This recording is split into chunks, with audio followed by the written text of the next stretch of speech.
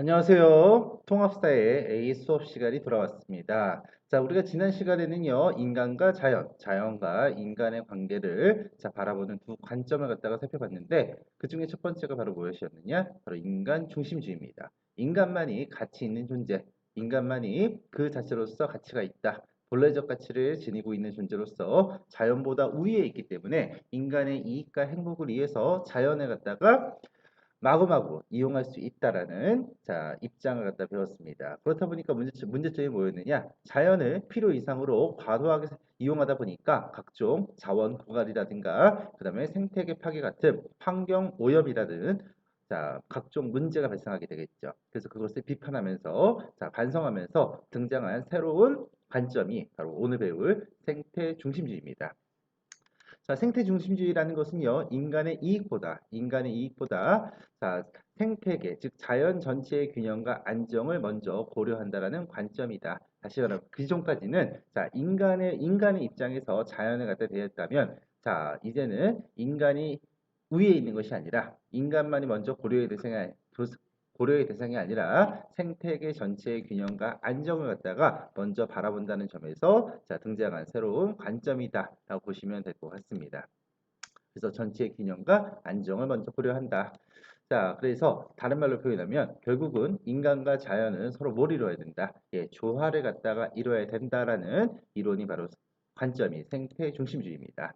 자, 생태 중심주의는 인간을 포함한 자연 전체를 뭐한다? 하나로 본다. 인간과 자연이 별개로 떨어져 있는 것이 아니라 서로 함께 공존해야 되는 생명 공동체다라고 바라보는 입장이고요. 그래서 인간도 자연의 한 부분이다. 위에 있는 것이 아니다라고 바라보는 관점이고, 그리고 인간 중심주의는 인간만이 그 자체로서 소중하다. 본래적 가치를 지니고 있다라고 본 반면에 생태 중심주의는 자연은 그 자체로 뭐하고 있다. 예, 인간과 마찬가지로 가치를 갖다 지니고 있다라는 겁니다. 인간의 이익과 행복을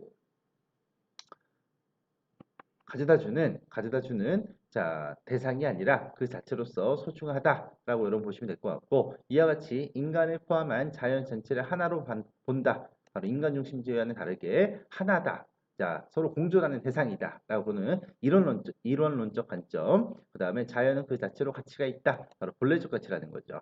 자, 이게 윤리다 보니까 용어 자체가 좀 다 어려운데, 결론을 얘기하면 인간과 자연, 생태계는 서로 유기적으로, 서로 밀접한 관련이 있다라고 보시면 돼요. 유기적으로 연결되어 균형을 이루며 살아가는 생명 공동체. 그래서 서로 뗄래야 뗄 수 없다. 그 어느 것도 우위의 대상이 될 수 없다라고 바라보는 입장이다라고 보시면 될 것 같습니다. 그래서 레오폴드라는 학자는 대지의 윤리라는 책에서 예를 들어서 늑대를 전부 잡아 없애 사슴이 늘어나서 산이 더 보기 좋고 안전해질 거야라고 해서 인간이 자연에 개입하여 늑대를 갖다가 전부 사냥을 하게 됐죠.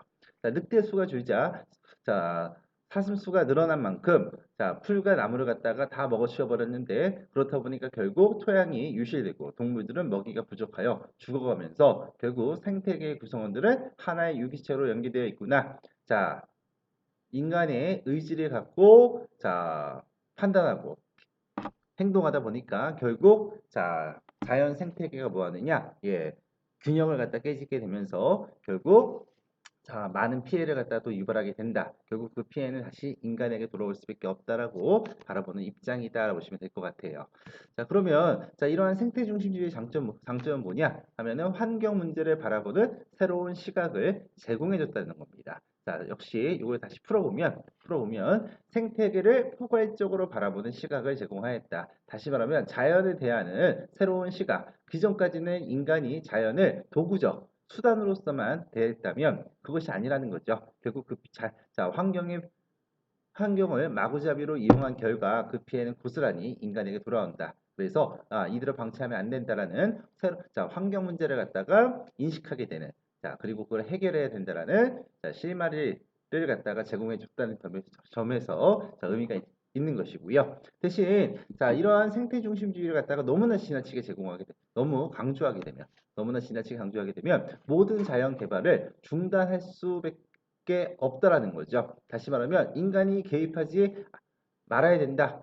라고 해버리면 결국 자 주변의 인간과 조화를 갖다 이루어야 되는 자연에 이용하는 모든 행위 자체가 비난받을 수밖에 없다라는 거죠.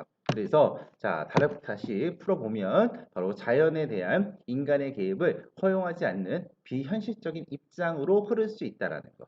흐를 수 있다라는 거. 그러니까 자연을 갖다가 이용하지 말자는 것이 아니라 인간과 자연이 공존하는 범위 내에서 이용을 해야 되는 것이지, 자, 생태 중심주의를 너무나 지나치게 극단적으로 강조하게 된다면 모든 자연을 개발하는 행위를 우리가 허용을 하지 않는다는 점에서 네, 비판의 비판의 대상이 될 수 있다라는 거죠. 그렇기 때문에 자 결론적으로 자 이 생태 중심주의를 너무나 지나치게 강조하게 되면 생태계 전체의 이익을 자 우선 수선시가 아니라 우선시 생태계 전체적 이익을 우선시 여겨 개인의 자유를 억압할 수 있는 방향으로 이용될 수 있다라는 자 이걸 경계해야 된다라는 거죠. 그래서 개인의 자유도 중요하고 환경도 중요한 만큼 서로가 조화를 갖다가 이룰 수 있는 이거 우리가 지속 가능한 개발, 지속 가능한 발전이다라고 얘기하는 거죠. 그래서 개인의 자유와 환경의 조화를 자 이룰 수 있는 방향으로 개발을 해야 되는 것이지 자 무조건적으로 인간의 개입을 갖다가 허용하지 않는 것은 아니다. 그런 건 경계해야 된다는 겁니다. 이와 같이 생태계 전체의 이익을 우선시 여겨 개인의 자유를 억압할 수 있는 상태를 가리켜서 환경 파시즘이다라고 하는데 이런 환경 파시즘을 갖다가 경계해야 된다. 그런 방향으로 흐를 수 있다라는 걸 지금 제시하고 있습니다. 자, 그러면 갑과 을에 나타난 자연관을 갖다 보시게 되면 자, 읽어보시게 되면 마지막 줄에 인간이 자연을 적극적으로 뭐 할 수 있다. 이용하면서 자연의 진정한 가치가 극대화될 수 있다. 결국 인간의 이익과 행복을 가져다 줄 때 비로소 자연의 가치가 극대화될 수 있다라는 다시 말하면 인간의 입장에서만 바라보는 거죠. 바로 인간 중심주의와 관련이 있다라고 보시면 될 것 같고요. 두 번째, 자, 을 입장에서는 생태계가 파괴되고, 자, 결국 인간도 자연의 일부에 불과하다. 결국 자연에 남긴 상처는 인간에게 돌아온다. 결국 인간과 생태계, 자연은 뗄래야 뗄 수 없다. 아예 함께 살아가는 생명 공동체다라고 바라보는 바로 생태 중심주의와 관련이 있다라고 보시면 될 것 같습니다. 자, 인간과 자연과의 관계 변화를 보시게 되면, 자, 고대 사회에서는요, 동양과 서양을 막론하고 자연을 신성시 여기는 경향, 다시 말하면 자연을 순응하는 모습을 가졌습니다. 자연을 순응하는 모습. 하지만, 자, 과학 기술이 발달하면서, 자, 산업화 시대에 들어오면서 자연을 인간의 이익을 얻기 위한 수단을 여긴다. 바로 인간 중심주의가 지배적이었죠. 하지만 이렇게 마구잡이로 이용하다 보니까, 지나치게, 과도하게 이용하다 보니까 환경이 뭐 되고 있느냐? 파괴되고 있다. 이걸 인식하게 되면서 비판하기 시작을 하는 거죠. 그래서 자, 인간과 자연이 서로 뭐 되어 있다? 연결되어 있다. 유기적 관계다. 생명 공동체다라고 바라보는 입장. 생태 중심주의로 자, 이제 전환하게 되는 거죠. 하지만 방금 얘기했지만 자, 자연만을 너무나 강조하다 보면 자연만을 너무 생태계의 조화만 너무 강조하다 보면 자, 문제점도 등장할 수 있다라는 거죠. 그런 행위, 모든 자연의 개발 행위가 중단될 수 있는 비판의 단서를 제공할 수 있는 잘못된 방향으로 비현실적으로 흐를 수도 있다라는 건 경계해야 된다. 환경 파시즘을 경계해야 된다. 자, 이런 정도 여러분 정리해 주시면 좋을 것 같습니다. 자, 그러면 결과적으로 인간만을 너무나 지나치게 강조해도 안 되고 생태계만을 너무나 강조해도 안 된다. 서로 공존할 수 있는 방향으로 노력해야 된다는 거죠. 인간과 자연의 공존을 위해서 자, 생태 공동체 의식을 갖다가 갖춰야 되고 인간과 자연은 유기적으로 연계되어 있다. 이렇게 여러분이 자, 그래서 인간도 중요하지만 환경도 중요하다. 그래서 둘 다 공존할 수 있는 방향으로 나아가야 된다라고 바라보는 입장.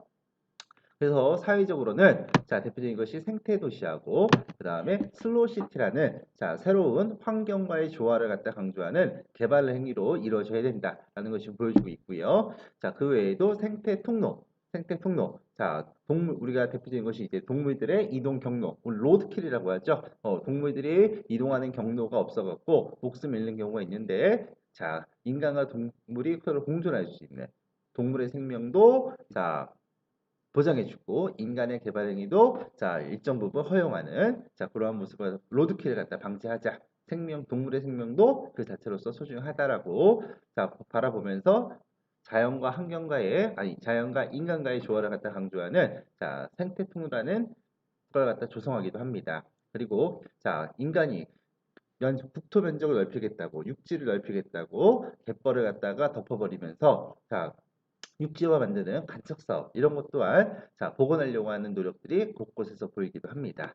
자, 어찌됐든 결론적으로 얘기하면 자, 인간과 자연은 공존해야 되는데 그 대표적인 사례가 두 개의 개발 행위를 갖다가 통해서 알 수 있다라는 거죠. 첫 번째, 인간과 자연 환경이 조화를 이루면서 자, 지속 가능한 도시를 갖다가 자, 갖추려고 하는데 그 대표적인 것이 생태 도시. 그래서 여러분 지금 사회 뭐야, 통합사에 비해서 자, 배웠을 거라고 생각을 하는데 뭐 대표적인 것이 이제 브라질의 쿠리치바, 그다음에 스웨덴의 뭐 예테보리 이런 것 등이 이제 인간과 자연과의 조화를 갖다가 추구하면서 만들어서 조성되는 새로운 모범적인 자, 도시 형태다라고 여러분이 혹시 배웠을지 모르겠어요. 자, 두 번째는요. 자, 전통 문화와 자연을 잘 보호하면서 느림의 삶을 갖다가 추구하는 새로운 형태의 자, 모습도 볼 수 있다라는 거죠. 그래서 슬로우 시티. 그래서 생태도시 슬로시티 요거는요 자 우리가 나중에 환경 문제 할 때 다시 한번 나올 것 같으니까 요거는 이름 정도만 기억을 해 놓으셨으면 좋겠습니다. 이름 정도만. 자 그러면 오늘 수업은요 여기까지 하기로 하고요. 자 아침에 제가 지금 비몽사몽한 상태로 영상을 찍어서 아직 입도 안 풀리고 그래서 막 버벅거리기도 하는데 자, 양해 부탁드리고 자, 오늘 가장 중요한 것은 바로 생태 중심주의입니다. 그래서 생태 중심주의에 대해서 여러분 잘 정리해 놓으시고 이거와 함께 EBS 영상 짧게 볼 테니까 그것까지 완강해 주셨으면 좋겠습니다. 자 그러면 오늘 하루도 수고하셨고 다음 주 시험이죠. 시험 잘 보시기 바랍니다. 자, 고생하셨습니다.